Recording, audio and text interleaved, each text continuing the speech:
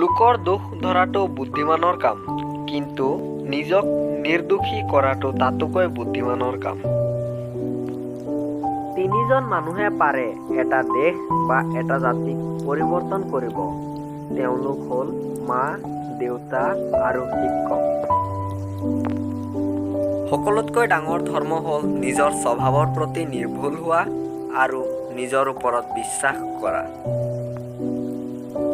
যদি তুমি দৃশ্যমান মানুহকে ভাল পাব নোৱাৰা, তেন্তে অদৃশ্য ঈশ্বৰক কেনেকৈ ভাল পাবা? জীৱনৰ নিয়ম হ'ল সদায় ভুল মানুহবোৰে আপোনাক সঠিক শিক্ষা দিব আৰু তাক আপুনি গ্ৰহণ কৰিব লাগিব। কাৰোবাক বেয়া বুলি কোৱাৰ আগতে এবাৰ ভাবি চাবা যে তুমি নিজে কিমান ভাল। জীৱনৰ সকলো বস্তুৰ বাবে এক নিৰ্দিষ্ট সময় আছে। সেয়ে ধৈৰ্য ধৰা আৰু জীৱনৰ প্ৰতি কৃতজ্ঞ হোৱা। আজি যি তোমাৰ আছে সেয়া আগতে কাৰোবাৰ আছিল আৰু ভৱিষ্যতে বেলেগ কাৰোবাৰ হৈ যাব। এয়াই সংসাৰৰ নিয়ম।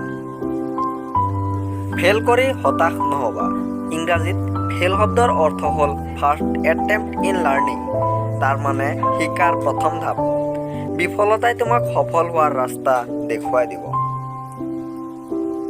মই অকলে পৃথিৱীখন সলাব নোৱাৰোঁ, কিন্তু এটা শিলগুটি দলিয়াই মই পানীত বহুতো তৰংগৰ সৃষ্টি কৰিব পাৰোঁ।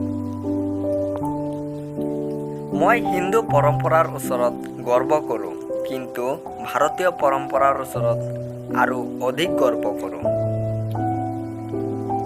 যেতিয়া এজন মানুহে বিবেচনা কৰে যে নিজ জাতি আৰু দেশৰ প্ৰতি তেওঁৰ দায়িত্ব পালন কৰিছে, তেতিয়া তেওঁ শান্তিতে মৃত্যুবৰণ কৰিব পাৰে।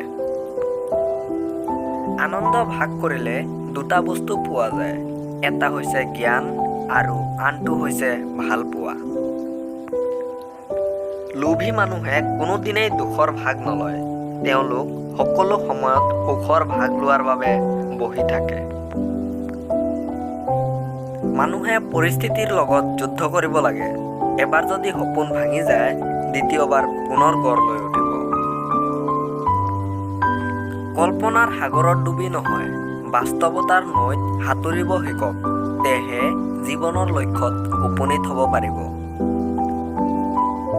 বেদনাৰ পৰা যি আনন্দৰ উৎপত্তি হয়, সেই আনন্দৰ তুলনা নাই। আমাৰ প্ৰত্যেকৰে এনেকুৱা এজন মানুহৰ প্ৰয়োজন যিয়ে আমাৰ কামৰ বিষয়ে মতামত দিব। তেনেহ'লে জীৱনত সফল হ'ব পাৰিম। জীৱনত কিবা এটা উন্নতি কৰিবলৈ হ'লে জ্ঞানীৰ লগত ঘূৰি ফুৰিবা, মূৰ্খৰ লগত নহয়। পৃথিৱীৰ আটাইতকৈ বেয়া কাম হ'ল আনৰ সুনাম নষ্ট কৰা। পৰিস্থিতিয়ে মানুহ সৃষ্টি নকৰে, মানুহে পৰিস্থিতিৰ সৃষ্টি কৰে।